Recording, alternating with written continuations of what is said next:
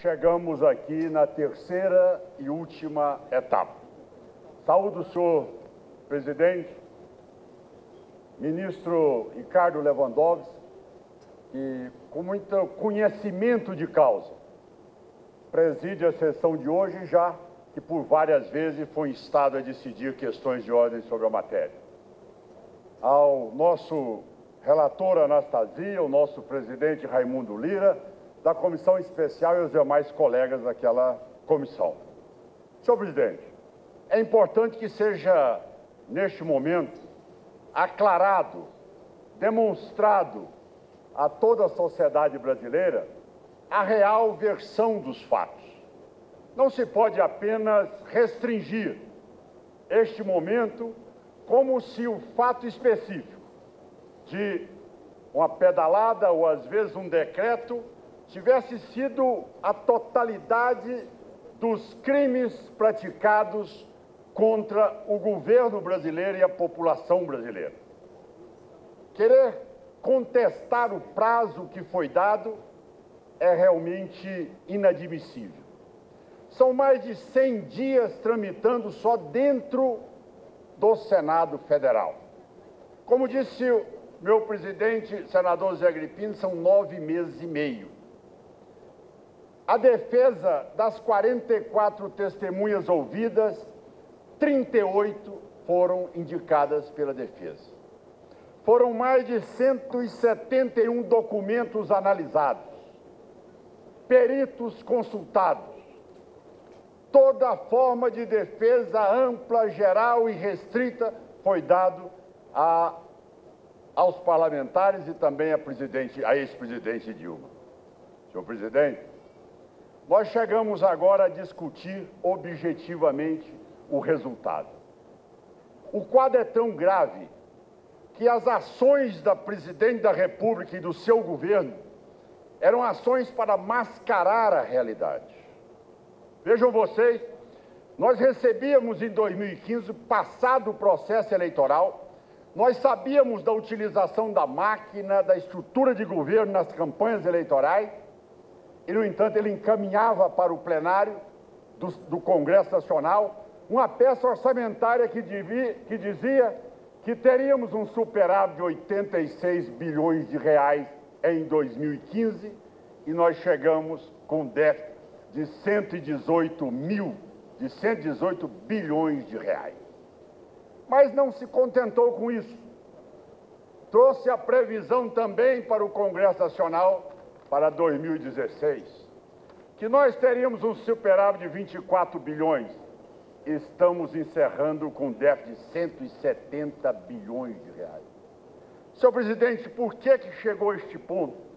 Porque durante todo o período nós nunca vimos nada parecido, ou seja, o governo desrespeitando a lei de responsabilidade fiscal, a Constituição brasileira, a lei orçamentária, e passou a se sentir autônoma, sem respeito nenhum à legislação, para decidir que os bancos controlados não poderão mais estar fora do comando e da utilização da presidente da República e do governo brasileiro.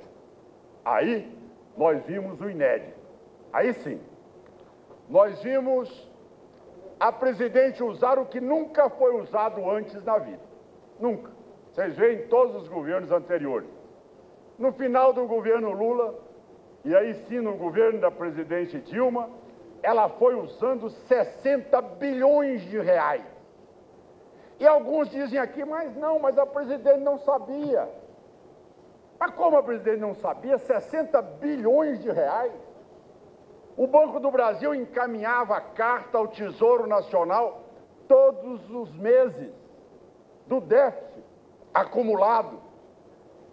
Ou mesma coisa foi feita pela Caixa Econômica Federal, que teve que ir para a Justiça para que o governo repusesse o dinheiro. Como é que a presidente não sabia? Isso tudo foi exatamente para beneficiar uma estrutura pré-eleitoral que depois o governo não tinha como tampar todos os buracos e utilizava exatamente os bancos oficiais, que ela, como controladora, não pode usar. Mas, senhor presidente, ela, além disso, ela não parava de atuar também naquilo que são exatamente os decretos.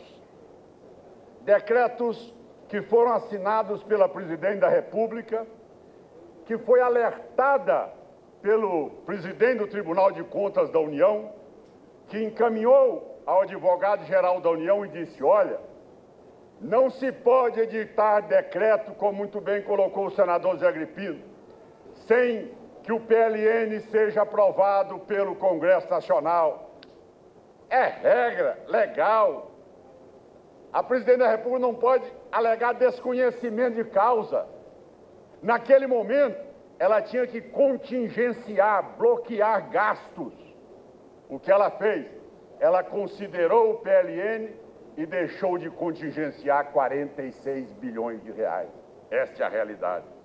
E aí, senhor presidente, o que nós vimos com tudo isso acontecer? Aí a sociedade vai entender. Para onde este governo nos levou?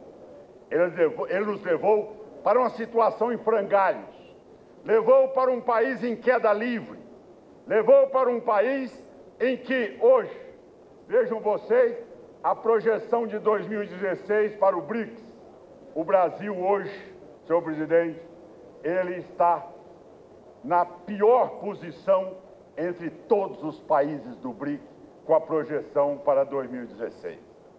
Este é o caminho que nos levou. Mas isso quer dizer o quê? Isso quer dizer desemprego, isso quer dizer juros altos, isso quer dizer perda de confiança do empresariado, isso quer dizer o quê? Perda de confiabilidade dos investidores, perda do grau de investimento, descrédito generalizado. Esta é a situação que o governo da presidente Dilma nos levou. Veja, a América do Sul, nós só ganhamos, nós só estamos melhores do que Venezuela e Equador. Aonde a presidente ia nos levar? Se o PT continuasse no governo, ia nos levar na posição da Venezuela. Graças à população brasileira, essa casa, nós interrompemos esse processo. Paramos aqui. O Brasil já é essa situação aqui, na projeção do PIB para 2016, menos 3,8%. Nós só estamos ganhando do Equador e da Venezuela. Que vergonha e que situação foi levada a todos nós, brasileiros, neste momento. Mas bastou, senhor presidente, a saída da presidente Dilma. Veja bem que ponto interessante, senador Zé Agripino. Bastou o fato desta casa ter aprovada a admissibilidade do processo da Câmara dos Deputados. Neste momento, em que aqui às 5 horas da manhã nós terminamos a sessão, com o afastamento da presidente, o Brasil já começou a respirar. Já começou a respirar, e aí as pessoas já começaram a acreditar no Brasil. E vejam, a projeção do PIB para 2017 já é, pelo Banco Central, 1,1% positivo. Ou seja, nós saímos daquela curva descendente e agora sim nós estamos recuperando o índice de confiança.